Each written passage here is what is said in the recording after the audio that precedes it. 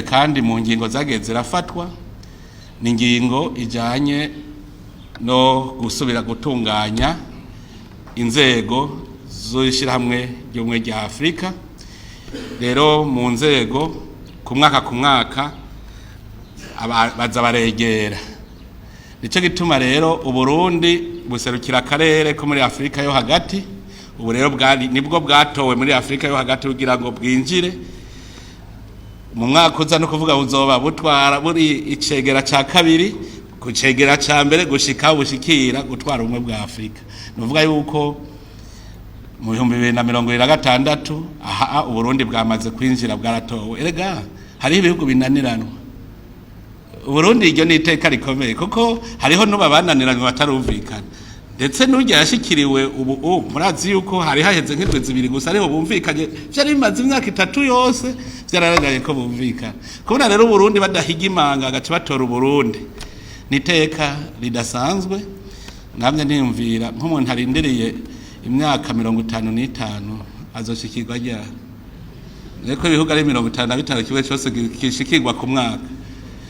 Mwumva aho mu bari indiriye igene bagana, Uburundi bugatogwa kurindira imyaka 3. Ni ibintu rero byiza cyane, naho nyene murumva ko ari umutwaro kuko muri mu biro muguma mukora. Nitwe abari mu buyobozi ubu baguma bakora kuko aho mwaka uheze ni twebwe rutanga icegeranya. Ibikorwa rero naho birabandanya hano sa Barundi turavye ibi ni Imana iri kwirabikora, ni iteka Imana iri kwadutera. Rero nta utegwa iteka atekeye mu vyatsi. Imana ntiyoduha ngo tuyimanuze itwambike karuvati duce twisiga ivyondo. Ntivyumvikana ingene Imana yo kwambika costume nziza gahuzu keza ugaca wisiga ivyondo. No kuvuga iki? Aha Burundi duhamagawe kwerekana ko twatewe iteka turi kwiye. Ubuje mu Burundi abone ko ari igihugu, abone ko ari igihugu c'abantu, abone ko ari abantu hatari bikoko. Naba ndabivuga none umuntu aje agasanga ntukubura n'imbere yawe, yova ko ico gihugu ari c'abantu cyane n'igihugu c'inyoni cyari c'ibitungwa.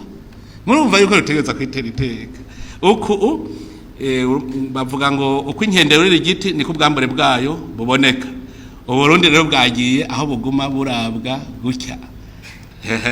Cyo tumenya rero kwambara neza twerekana yuko abatihenze. Dukore rero ibitera iteka igihugu, twese tunezereze igihugu ntikibe igihugu cy'ubusimbira hamwe. Iradiyo televiziyo RTBB ni vyiza by'Uburundi bwiza.